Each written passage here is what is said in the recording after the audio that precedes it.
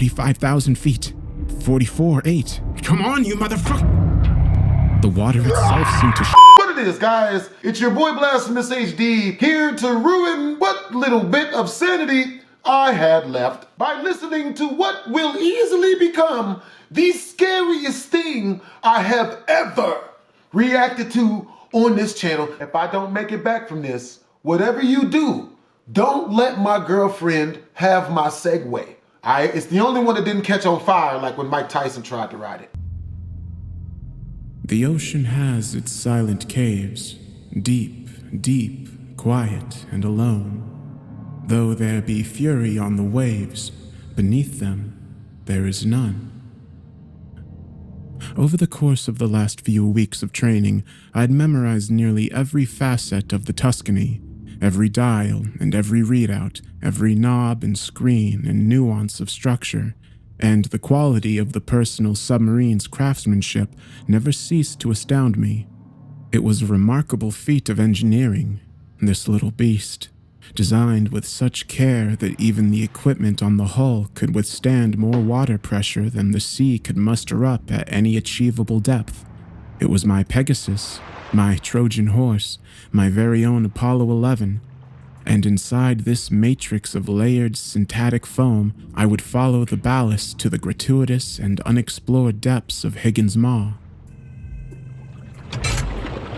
I began the separation sequence, and the deep diver fell from the escort and dipped beneath the surface of the Pacific with silence and grace and a few knots of speed. And then I was consumed in a whole new world, albeit one I'd frequented, that of the sea. Schools of fish swam by me, and when their cloud passed through a sunbeam, it glinted silver, and beneath them swam rays that rolled their wings to the beat of the current, and out in the rocks crawled the crustaceans and sat the plant life that spruced up all the whitewashed stones there like holiday ornaments. But I had an appointment to keep, and the oxygen tank was a demanding clock, so I dove right on past the old reef and out into the open waters where the seabed couldn't be seen for many, many miles yet. The Maw, Reuben had said, 50,000 feet below the surface, Booker. 50,000. Do you know what that means? It means it's a whole hell of a lot deeper than the Challenger abyss. He nodded at that. Are you ready to make history? Was I? I thought I was. I'd prepared for this lonely dive and nothing else for some years now.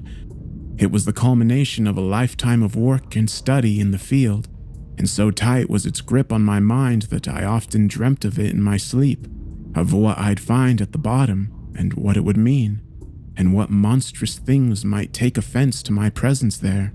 No. I shoved that thought aside. Tuscany was all the protection I needed in that regard. It offered technology on the bleeding edge in lieu of a heavy hull, and that was enough to withstand enough water pressure to crush bones beneath skin and inches of steel. What animal had jaws more powerful than the ocean itself at fathom? So I hit the thrusters, and down I went, like a bullet to the pitch. I eyed the depth meter as much as I did the sea. 100 feet, 200. Sharks and turtles and uncountable fish swam past me. 300 feet, 500 feet, 700, 1,000, 1,250, the inverse height of the Empire State Building, 1,500, 16. The water began to blur and grain up and darken as the sunlight struggled to push on through. 2,000, 25, 3,000, 32, where the light no longer shines. And soon, all the light I had to glow the path ahead and down were the lights of the Tuscany. I continued the descent for hours. The pressure meter ticked up in spasmodic bursts, but up it went. Up, soon ticking past the point where the weight of the sea would have crushed the steel of another vessel. 1 mile down, 1.3, 1.6, where even sperm whales hit their lowest dive. I could now claim with confidence that no mammal on Earth was as deep down at that very moment as myself, and still I dove. 2 miles, 2.1, 2.2. The water was as black as space now, except What do you for where the mean, lights of the black? Tuscany pierced through it, and the thickness of the fluid made it look like ink or oil or some kind of alien sludge that smeared up against the reinforced windows and slimed its way across the hull. Things were tight down there, despite the vastness of it all. Yet, I still dove. 13,000 feet, the abyssal zone. Pressure stands at 11,000 psi. I saw an angler float by, and it was startled by the sheer volume of light spread by the Tuscany that dwarfed its own bioluminescent glow. It swam away, and I dove further. 15,000 feet, 3 miles, 3.1. Now things get interesting. Mankind had visited these depths almost infrequently enough to count the expeditions on a single pair of hands. I was now ranked among an illustrious few explorers, and although I wasn't the first to hit these marks, I'd hit the deepest one yet before this journey was over. I was determined, and I was capable, so I checked the depth chart. 16,281.4 feet, nearly halfway to the world record. The Tuscany continued to dive. 20,000 feet down, the Hoddle zone. Pressure here is 1,100 times what it is at the surface. 22,000 feet, 26, 29,000, the height of Mount Everest. 30, 30.5, 31, the same distance from the surface as a commercial airline at the peak of its flight. The Challenger Deep, what had previously been the lowest recorded place on the seabed, sat at roughly 36,000 feet below the surface, in the depths of the Mariana Trench. No light from the sun had ever come close, and to the best accounts, life existed there, but only sparsely, and the pressure is unspeakable. But I was going somewhere vastly deeper, even than that. All we know is we found a canyon, Reuben had said. Dwarfs the Grand, sitting dead center in the Pacific seabed, about 12,000 kilometers west of Hawaii and another 900 south, and near as we can figure, some 50,000 feet straight on down. 36,000 feet. I was now tied for the world record. 50,000 feet? Why the hell are we just now seeing it? 36.5. I did it. My heartbeat swept up to a faster rhythm. I was officially a world record holder. No human being in recorded history had been as deep below the surface as I was at that very moment. New seabed scanning technology helped, gave us a more detailed topographical map of the hydrosphere than we'd ever had before. And once we got back the results, we took a look, and there it was, just waiting for us, inviting us down. 37. So what's down there? 37.3. Hell, Doctor, if we knew that, we wouldn't be sending you, would we? 37.9. I suppose not. 38. 38.5. The awful spirits of the deep hold their communion there. And there are those for whom we weep. Underwater spirits do church? Is that bad? Word? The young, the bright, the fair. Higgins Mall, according to the best information available to me at the time of departure, is a pit, roughly a full kilometer across. It begins at approximately 46,000 feet below the surface and is estimated to bottom out at Higgins Deep, a small valley that sits at its base, some 5,000 additional feet below that. The maw is the largest and deepest such formation in the hydrosphere, and yet its dimensions and location are the only things concretely known about it. That, of course, is where myself and where the Tuscany come in. 43,000 feet down. I hit the floodlights underneath the Tuscany, and the glow washed over an alien landscape that likely hadn't seen light in over 1 billion years. There were mountains here. Mountains. Ones that rivaled the Alps, and wild arches and plateaus that stretched far off to a murky horizon before being shrouded by seawater. I even saw life down here in the depths. A squid-like thing of simply monstrous size swam on by my boat. It stopped for a moment, and during that moment I thought it might have taken offense to me. But after looking hard at the Tuscany and brushing a tentacle down the port side, it swam off in search of other things. Atta girl. I descended further. It's a woman? 44,000 feet. Is that bad? 45. And then, all of a sudden, there it was. The maw. My mouth hung by the jaw as the sheer scope of the beast came into view. They have malls underwater now? Hope they got a movie theater in there, or a place where I could buy funnel cake. It was a breathtaking sight to behold. A monstrously large and equally dark hole in the crust of the earth that plummeted to inconceivable fathoms. I descended a bit further, 45,500, 46,000 feet, and Tuscany fell into its yawn. Somehow, things were even blacker in the depths of the thing, even though sunlight had long since been blotted out. 46.5, 47, 47.2. I began to become aware of a low current pulling me downward. It wasn't particularly powerful, but it was unexpected, and it was therefore alarming, and yet I couldn't bear to pull myself back up. Not yet. I'll turn around if it gets too bad. So down I went, deeper and deeper and deeper still into the cavern. 48,000 feet, 48.5, 49, 49.1, and then I saw it, a glow. I squinted and dimmed my lights to confirm the intuition. What in the name of God? It was there indeed, a dim reddish purple, then green, then purple again, and then blue, floating on a mist of current some few thousand feet down. I resumed the dive to chase it. 49.5, 49.7, 49.9. The glow, whatever it was getting deeper and wider and brighter. Soon it filled up the whole path down and ahead. I dimmed the Tuscany's underlights to their lowest setting, and by 50,000 feet, I could see that the glow was coming from somewhere not directly beneath me, but off to the left and around a wide corner. This cave isn't a straight pit.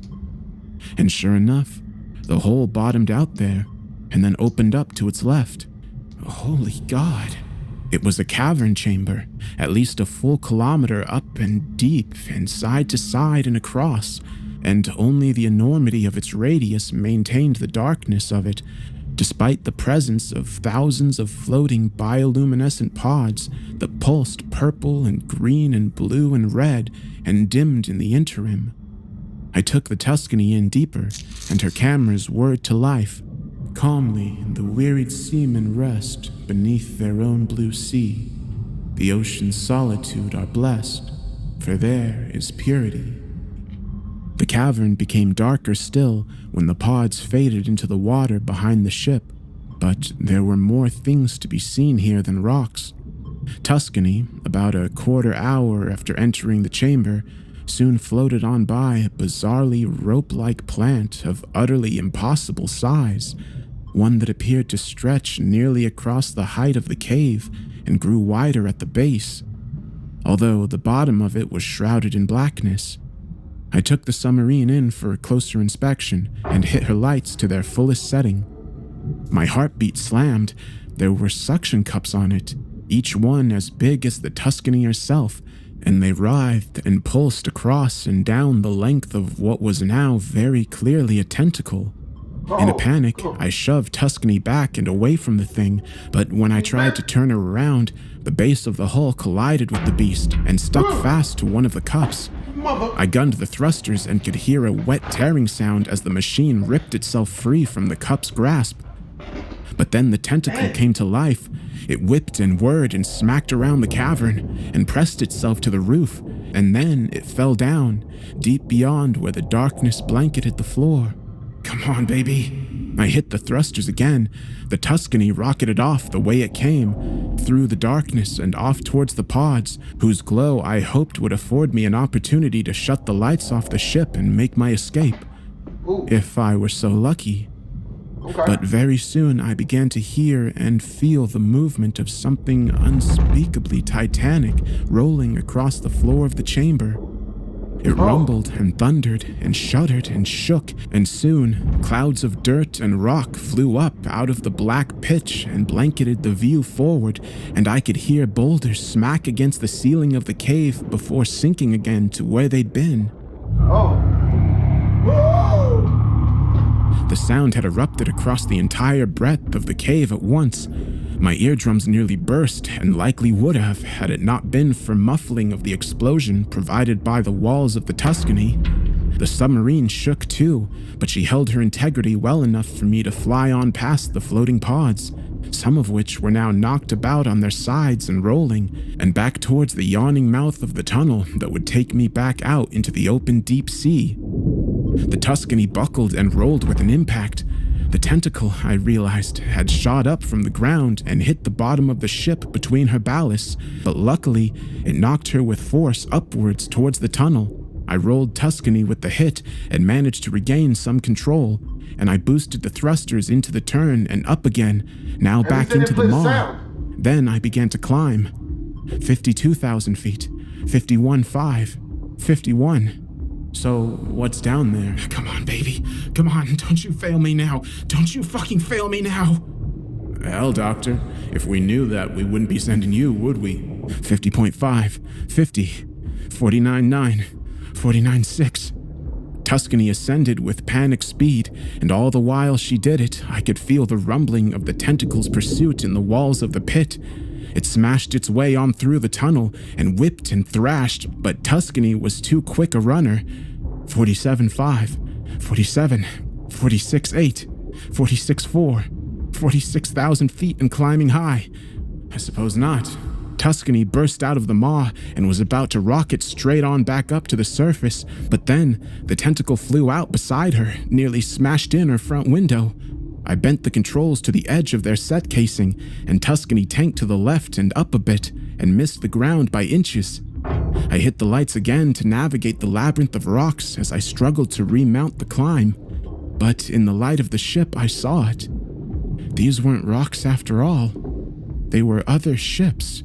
Massive vessels, Imperial warships from ages past, bent and crooked and broken at the bottom of the sea, pulled down here by whatever it was that now threw its back to my devouring. The tentacle smashed along behind me. Main masts and battlements and flat decks and rusted iron and wooden boat hulls were splintered up and tossed to the winds of the sea, never again to reconvene. I took Tuscany through this nautical graveyard with far, far too much speed for my safety.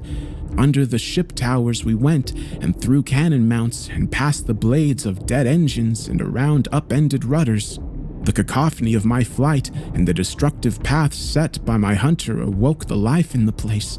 Fish washed out of holes and cabins and captain's quarters and deep deck stair flights, and soon joined me in my effort to escape.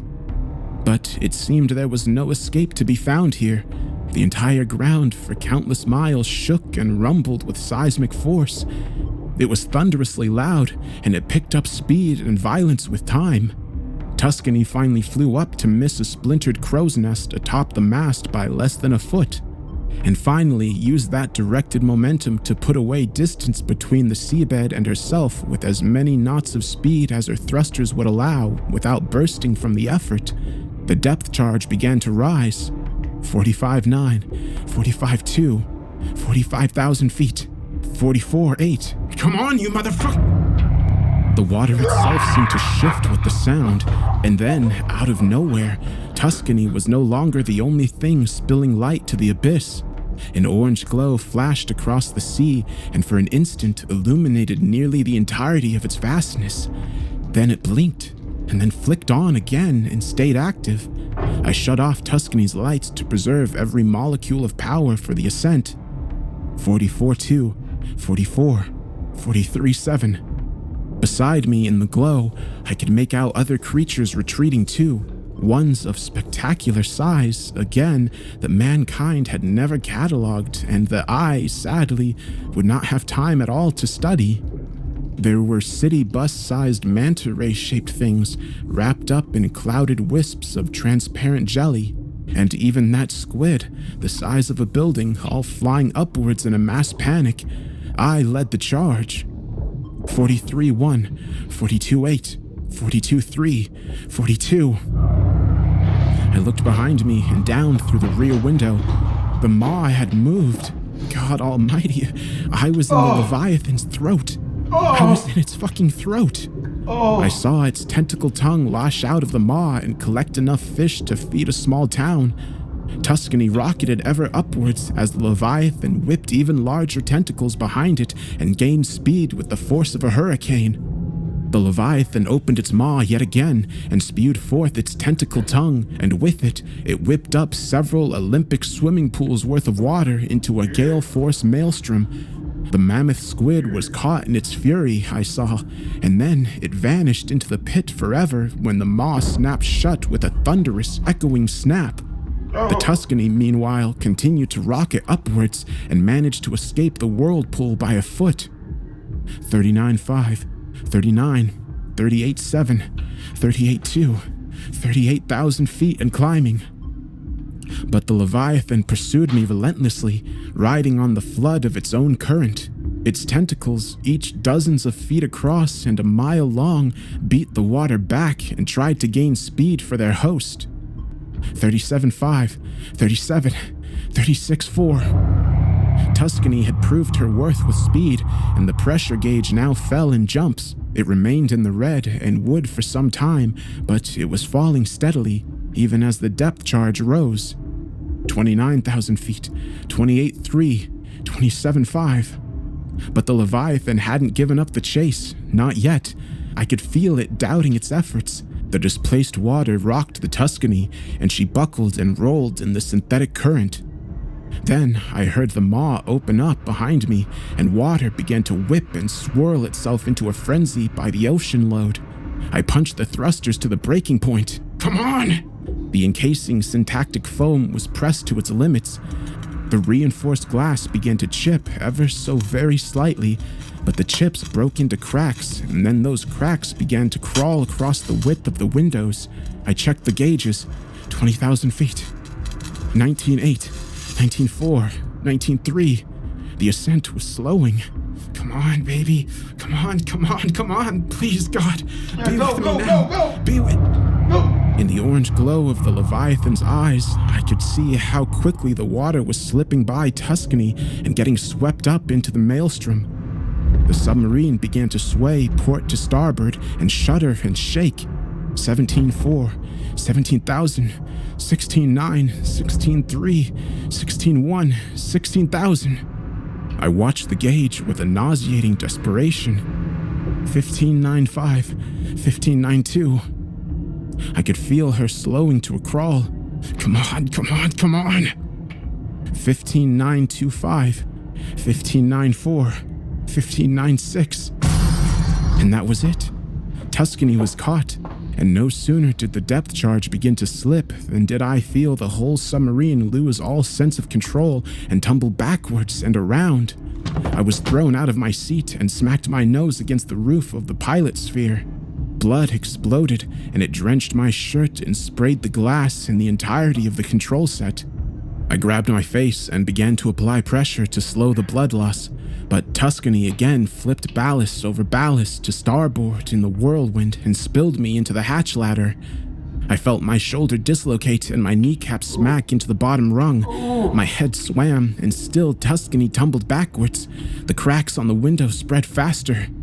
16.3, 16.4. I could smell the inside of the maw through the hull of the ship. But then, all at once and not a moment too soon, I got an idea. It wasn't a particularly good one, but hell if it wasn't better than nothing. I managed to limp and tumble my way to the controls and grip the handles as the ship rolled. Wait for it. Wait for it. Wait. Now! The sound of the roar was so close, every last control surface in the sphere rattled in its case. My eardrums rattled too, but then I flared up the thrusters again, full blast and at an angle. And the Tuscany shuddered and flipped and shook and, with fortune, fell straight out of the maelstrom with inches to spare. I felt the edge of the Leviathan's maw graze the starboard side, and the impact again sent me into the roof while the ship rolled end over end over end again. I smacked my ribs up on a dip in the alcove and fell back down into the seat, head first, and then out onto the floor. I managed to right myself with my good arm and get my bearings. I was free, but only just. The Tuscany banked and tumbled again and rolled, slower now in the absence of the whirlpool's flood current, but not yet in control of its pull. I tried to steer away, but it was hopeless. The ship flipped around the back of the Leviathan's titanic maw and up over its head as the beast flew on by underneath me like a freight train. And for the first time since catching the monster's eye, I began to fully appreciate the magnitude of its size. Its back was an endless, snake-like and sharp-finned spine the size of a minor mountain range. And only quick maneuvering moved Tuscany away from the jagged back fins that chugged up towards me and sliced up in the sea itself. They missed me by feet, and the blast of the current they'd swept up sent the submarine reeling backwards, off a bit further and into relative safety.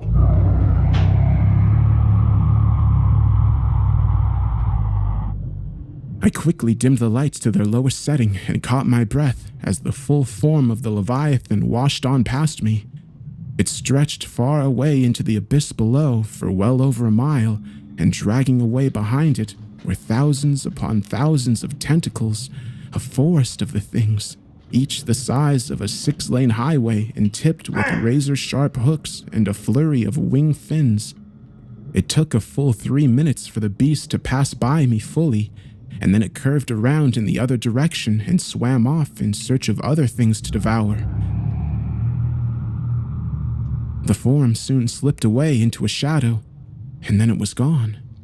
I surfaced hours later, having allowed the battered Tuscany to take its time with the journey. She was solely responsible for my escape.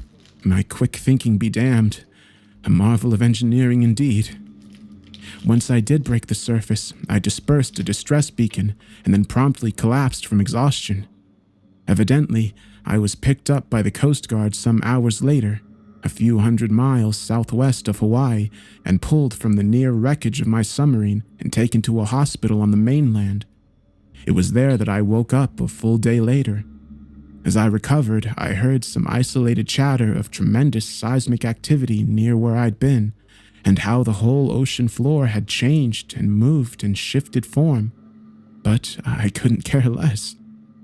I told the bastards what I knew, and on top of that, they have the Tuscany and they have all the recorded evidence. And you now know this recorded account. What everyone does with this information is entirely up to them. All I know is that I won't be doing any more diving anytime soon. I've come to the realization that mankind has more than enough space to expand throughout and live upon and thrive in above and near the surface and on land and in the skies and soon, hopefully, out there amongst the stars. But there are things in the sea that hold ownership of the deep, and perhaps it's best to leave it that way, for all our sake. The earth has guilt, the earth has care. Unquiet are its graves, but peaceful sleep is ever there, beneath the dark blue waves. The USS District of Columbia deployed its cargo, a 2-man Eisenhower-class Navy stealth sub called Agincourt, on which I served as navigator alongside Engineer Lovell, and once it was loose, it slipped away into the Pacific and began to part with its escort. The sea was in shambles here. There were dead fish and splintered boat hulls floating in the current, but it was far from unexpected. It was recently estimated, in fact, that since that Leviathan awoke some months ago, it has critically disrupted over 400 trillion cubic tons of water and all the life therein, and was becoming a potential threat to shipping lanes as well as naval operations. It has been classified for these reasons and others as a severe national security threat, and so the Navy built the Agincourt on Tuscany's blueprints and selected Lovell and myself to man it, and then instructed the pair of us to hunt down the Leviathan and lure it up from the deep so District of Columbia could move in for a swift kill without exposing herself in the chase. For some hours after we entered the sea, there was little else but quiet there, and the hulking mass of the District of Columbia as it followed. But then, even that faded into the seawater, and when it did, Lovell and I found ourselves alone in the midst of the ocean. He descended the hatch ladder from the operations center and joined me for a moment in the sphere. So, Lautner, you're the nav. How do you plan on finding this thing in the middle of the ocean? I said Not back. guilty. I'm already tracking it. You see that? I pointed up at a corridor of seawater that was moving north and that carried on for miles. We'd been following it for some time. Lovell pursed his lips. Didn't realize there was a draft that big out here. There wasn't, I said. Until earlier this morning. That Leviathan swam on down this way a few hours ago, and it left this as a little present for the two of us. Well then, we'll be sure to thank it. How much longer before we see the damn thing? Not long. Look at those fish. I nodded towards a school of the things. You ever see anything like that? He shook his head. They look panicked. And they're swimming towards us for a reason. Closer we get, more we'll see. Just wait. And we did. What started as an isolated school of fish soon became several, and then the nautical retreat boiled over in scale and number into a mammoth, seething cloud of life, all whirled up into a frenzy and pushing desperately south against the riptide, like birds from a storm cloud or the onset of winter. The two of us said not a word until the crowd broke.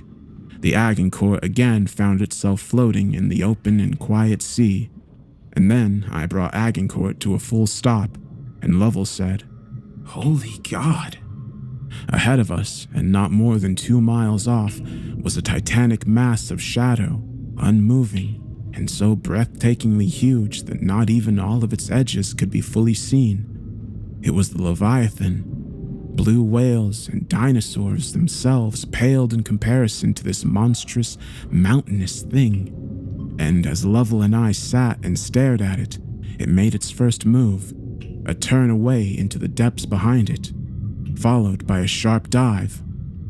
In doing so, of course, the silhouette of its full form came into view, and the sight of it stole the breath right from our lungs. We couldn't have said a word at that moment, even if we'd known the words to say.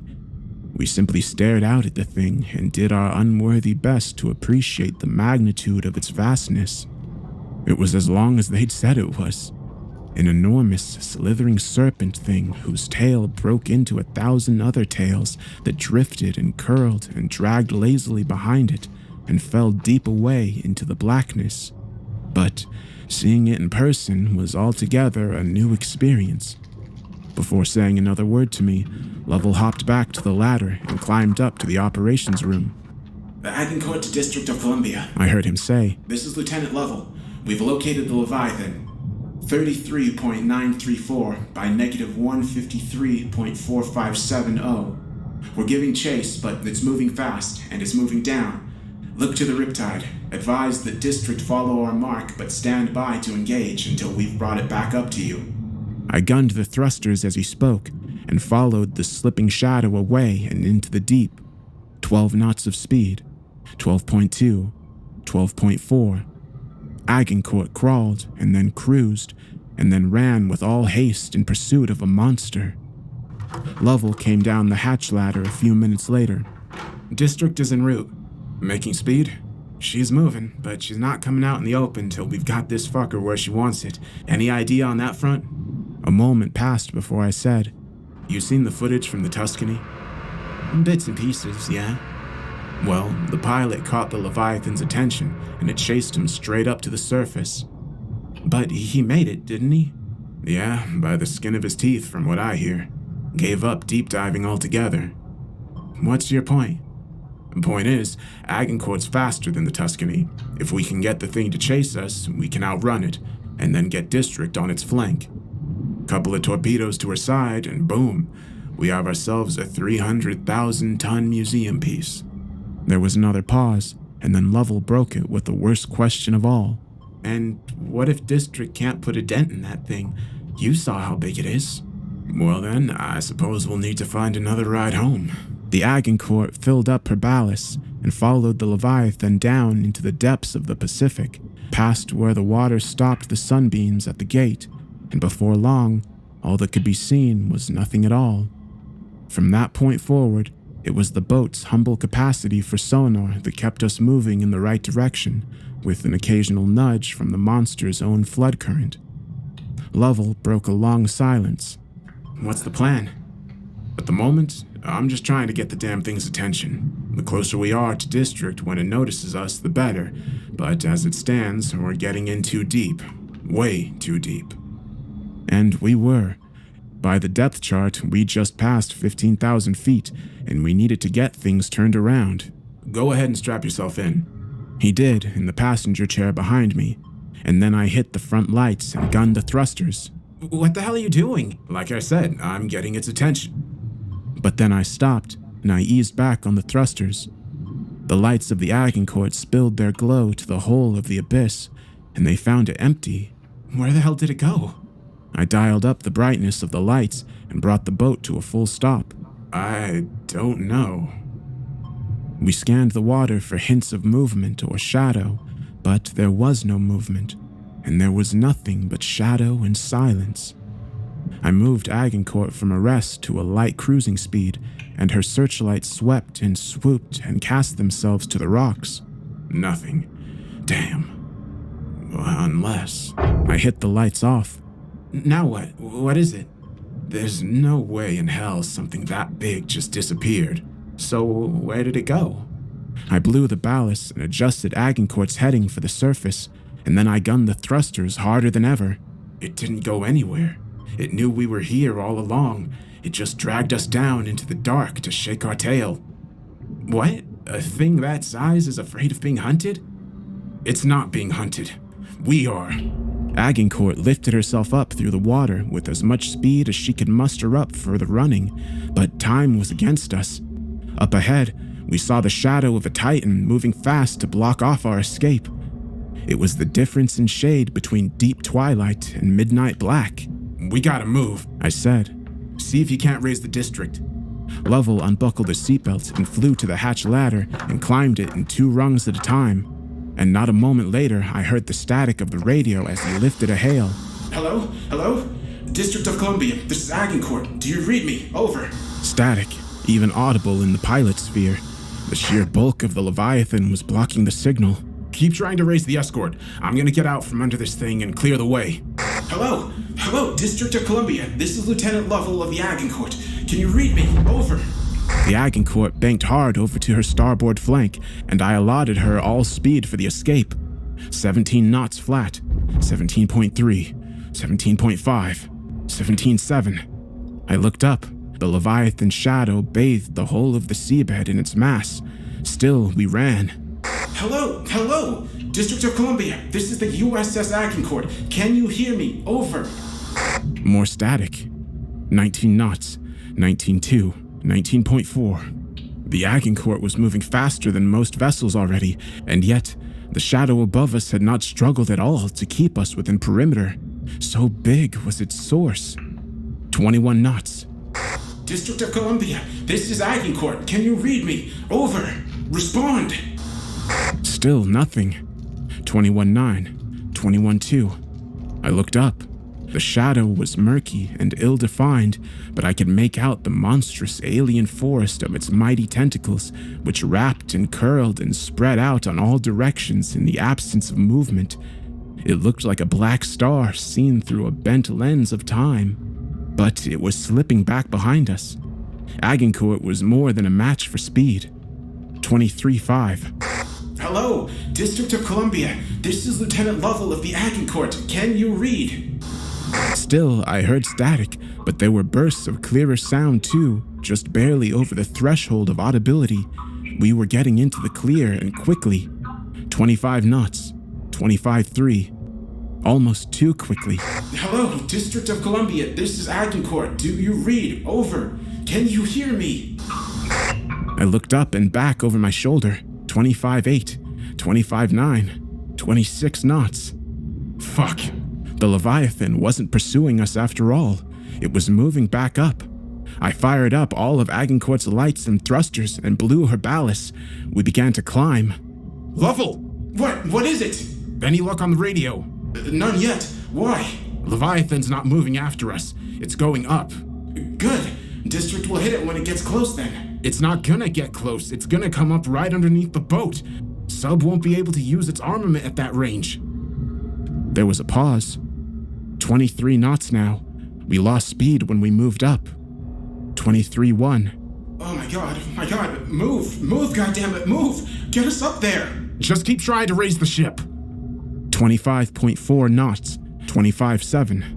The massive shadow of the Leviathan was moving up into the brighter waters, and I could see its tentacles falling into line as it gained speed. Agincourt continued her climb, and gradually, as she did, the waters began to brighten. The pressure gauge began to fall, and the Leviathan, now swimming fast far above and to the left of us, came closer into view. Only then did I understand fully. District of Columbia stood no chance, even in an unfair fight. This beast was unstoppable. Hello? District of Columbia, this is Agincourt. Can you read me? Over. Respond! 1,500 feet to the escort's test depth. Hello? Agincourt? It's District of Columbia here. Reading. Over. We're moving. Listen to me, Lovell said. Listen to me. Ensign, we're telling you we do not have the Leviathan in tow. I repeat, we do not have the Leviathan in tow. It got between us and is heading for the coordinates I listed earlier. If you're there, you need to fall back immediately. Do you copy? Leave now! 1,000 feet. 800. 750. Breaking up. The coordinates listed.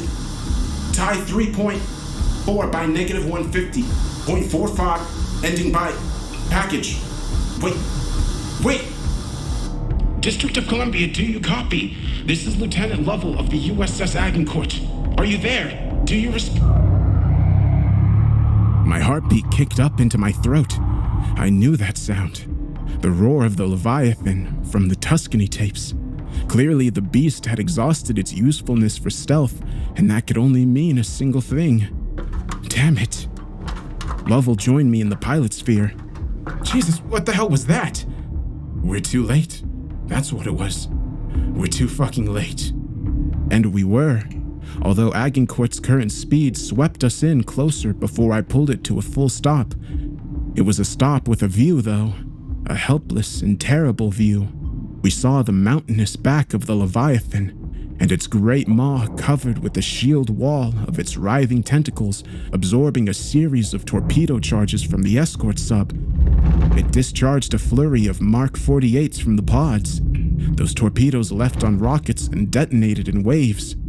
And for a fleeting moment, I thought it might be enough, if properly targeted, to turn back the Leviathan or wound the damn thing or something. But the beast took the hits and only crawled forward. And before long, the sub only had its ballistic arsenal. Nothing appropriate for a fight like this. It began to throw its whole effort to a retreat, but an Ohio class is a hulking mammoth, 2 football fields in length and nearly 19,000 long tons of metal and rivets. It is fast, but not fast enough. The District of Columbia was doomed.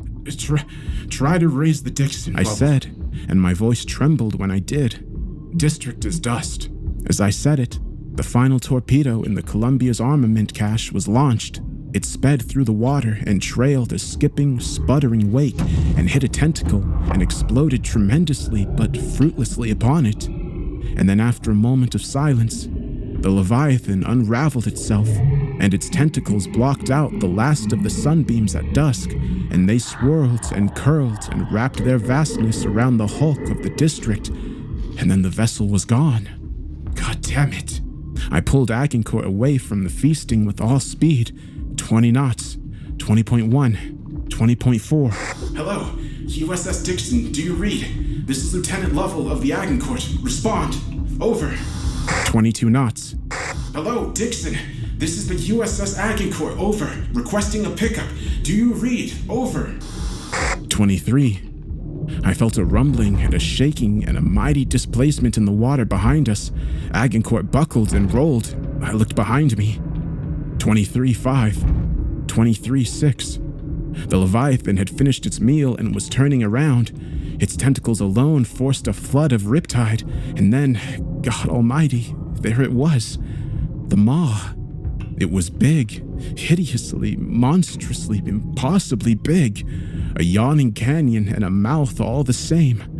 What the hell is this thing? 24.1 knots of speed. 24.6. The Leviathan opened its eyes, and Agincourt was suddenly awash in an orange glow. Lovell! Hold on, Dixon. What? 26 knots. Cancel pickup. What? Why? 26.3. It sees us. Tell Dixon to get itself to safety. We'll try to shake this thing and rendezvous. 26.8. 27. Dixon, do you copy? Over. Loud and clear, Agincourt. 27.5. The Leviathan's tentacles flew into form behind it as it gave chase. 27.7. Listen to me. We are currently heading northwest with all speed. The USS District of Columbia has been destroyed. 27.9. I'm sorry, say again? Over? The Columbia is gone. Affirmative. The Leviathan destroyed the USS District of Columbia. We are now... I gunned Agincourt's thrusters for all they were worth. They groaned and protested, but they did their best, if only just. 30 knots. 30.2. 30.3. Even if the ocean itself seemed to be draining into the thing's mouth by the lake load. Come on, baby, come on, come on. Agincourt, this is the Dixon Actual. Confirm the destruction of the District of Columbia. Over. 32 knots. Yes, sir. The Leviathan took everything District had to throw at it, sir, and then it just ate the ship. 32.5. 32.9. We've located your beacon, Agincourt. The destroyer group is moving it to rescue and engage. My heart stopped. 23 knots. Lovell! I know! Dixon, are you there? Captain Gildesley, do not engage, sir. Do not engage. I promise you, sir. There is nothing short of a fucking nuke that can stop this thing. Get that destroyer group to safety, and we will meet you there. Negative, Agincourt. You brought this thing into the open. We'll handle it from here. Gildesley out. 34 knots and climbing. Dixon, respond. Over. Agincourt flew admirably, but from the sound and from its own effort, it rumbled and it shook and it swam against the might of the current. 34.7. 35. The Leviathan was gaining, whether that meant it was moving swift or simply dragging the sea itself to its yawn was unclear and irrelevant. All I knew and all I cared about was that Agincourt was failing, despite a mighty effort, to put distance between herself and her hunter. It was a race against time and all the odds, and it was a race we were losing. 36 knots. 36.1.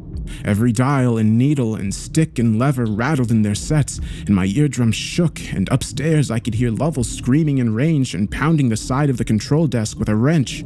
37 knots. 37.3. The closer the Leviathan got, the more speed we needed just to keep ourselves alive.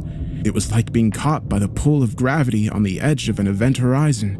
One wrong move, a simple mistake, would doom us. I began to see the shadow of the maw creep over the ship. Agincourt was nearly at capacity now. 39 knots, and it wasn't enough. Agincourt to Dixon! Agincourt to Dixon! Do not engage! I repeat... Lovell paused when he heard the static. Once again, the mass of the Leviathan blocked our signal, and there was nothing we could do to stop it. The water rushed into the maw, and Agincourt went with it, tumbling helplessly and desperately, and with its thrusters flaring with all their strength of arms and all their force. Lautner? He said. Are we? The force of the explosion, from an anti-submarine ship-to-ship missile undoubtedly, expanded through the sea and seemed to set the whole ocean ablaze. The Dixon had arrived. Yet another explosion went off, and it shook our ship to the core, and the Leviathan rerouted its course for the surface with a demonic speed. Behind us, by not more than a few hundred feet, we felt its mass as it moved. Undersea waves were unleashed that enveloped and consumed the Agincourt and sent her tumbling ballast to ballast and left her nearly belly up in the water before she rolled around again. The explosions were getting closer. Lovell, don't they know we're down here? I don't know. They might have lost our beacon with the radio signal. What does that mean? It means they think we're fucking dead. Can you try to raise them again? I don't know. I'll... There was a mighty flash of light, and then... The force of the latest depth bomb washed through the sea and through Agincourt's battered hull and into her cabin. It sent me reeling despite my restraints. My ears rang and reported back nothing but that ringing, and the ship buckled and tumbled and groaned and shuddered and shook, and the lights flickered and the alarms blared and the panels flashed red. I unbuckled myself from the toppled chair and rose to my feet, shakily, and stumbled over to the controls. The explosions were no further off than before the last one, but my ears struggled now to report them properly. Everything was muffled, everything swam. My head, my vision. I fumbled at the controls and found half unresponsive and others blaring. Lovell! I heard myself shout. Lovell, can you raise the Dixon? I kept fumbling over the controls. Dials and readouts and panels were in their off state. I tried boosting the thrusters, but heard only the clicking of the control in its set. Lovell, you there? I could hear my own heart more so than the battle. Lovell? And gradually the shock began to fade, and when it did, it gave way to something worse. Fear. Lovell! I ran from the control set to the hatch ladder and looked up. A droplet of water hit me in the eye, then another and another. I started to climb. As my hand hit the top rung, it slipped on fluid, but I grabbed it tighter and pulled myself into the operations center below the hatch. Lovell? There was no response. Of course there was no response. Lovell was sitting in an unnatural angle against the far wall, and his eyes were still and shut, and a bit of blood pooled from his right ear and down onto his shoulder, where it was washed away by a steady trickle of seawater from the bent hatch that became a stream, that became several. The lights flickered again. I reached my friend and knelt down next to him in the water. Lovell, hey buddy, hey, can you hear me? I heard naught but the slightest, quietest whimper, but it was drowned out by another sound quickly, the roar of the beast. And then one far more ominous even than that. I heard rushing water from down below. When I looked over the edge, I saw the ocean inside the pilot sphere. It was rising up to meet me, but I could only see it from a sunbeam that struck through the hatch. I grabbed a wrench. Lovell, we're at the surface. I can see the sun. It's right there, buddy. That's home. Just sit tight, okay? I climbed the 2 more rungs on the ladder and swung at the hatch with a wrench. It bent up ever so slightly. I swung again. An inch of progress. The water crested the threshold of the operations room. Lovell whimpered. Hang in there, buddy, okay? I swung again. The lights shut off for a final time. Agincourt tumbled and groaned as she died. Come on. Please, Jesus. Please, God. The hatch began to bend a bit more. The sunlight brightened, and the water from below now had reached the midpoint of Lovell's upturned service boots. I felt a release. Got it! I had forced a hole in the hatch big enough to put a hand through, but then water dumped inside at twice the rate of the surge from below. I turned my head and slid down the ladder and stumbled back as it began to pool up. What the? Then I looked up through the hole, and only once I did I realize the mistake. We weren't at the surface. We were merely close to it. Not more than 100 feet away, but many, many feet too far. Water flooded the operation room from both ends and washed me up against the wall next to Lovell. The ocean threw itself to our beating, and it pounded us in waves and torrents and buckets. I couldn't breathe for seconds at a time, but I grabbed Lovell's hand, and he squeezed it with all the strength he could, just enough to bend his fingers around the side of my palm. And then we began to float up to the ceiling. I'm sorry, buddy. I'm really, really sorry. I tried. I heard no more explosions from the battle not far off, just the triumphant roar of the Leviathan and the rush of water and my own ragged, heavy shaking breaths. I pressed my lips to the ceiling and sucked in all the air that was there to breathe, and I could feel Lovell slip beneath the surface, and the water tightened up around my chest, and then it was over my face. Then a shadow fell over the hulking bones of the Agincourt's hull, and I felt a slamming impact, and a rush, and then...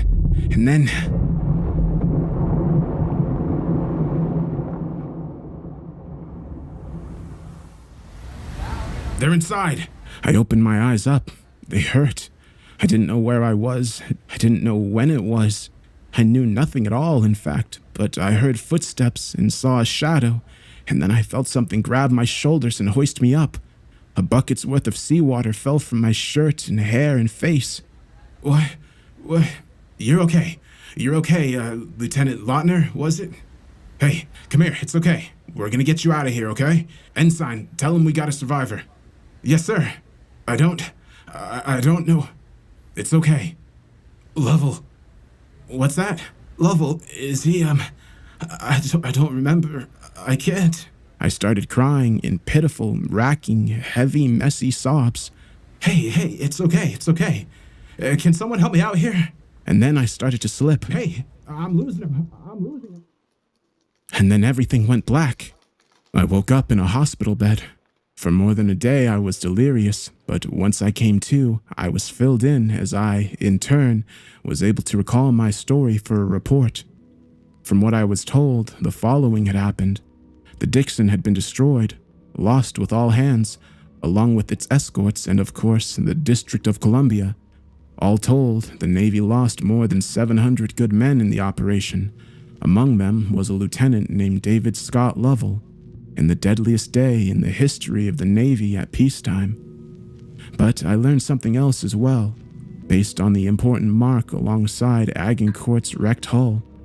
It is evident that after feasting on the Dixon, the Leviathan hit Agincourt and knocked her clear to the surface, where another ship, the Arleigh Burke destroyer, found her rolling in the surface with a broken hatch. The Navy will undoubtedly make an effort to cover up this story and explain away their losses as a disastrous training failure, but I'll have no part of that, nor any further efforts to hunt down that Leviathan. No, this story needs to be told, for those men lost, and for Lovell, surely, and for you. Like the pilot of the Tuscany before me, I've accepted the fact that the thing down there should not be disturbed, and neither should its home. For the love of God himself, do not venture far into the deep, deep pit of the wild Pacific.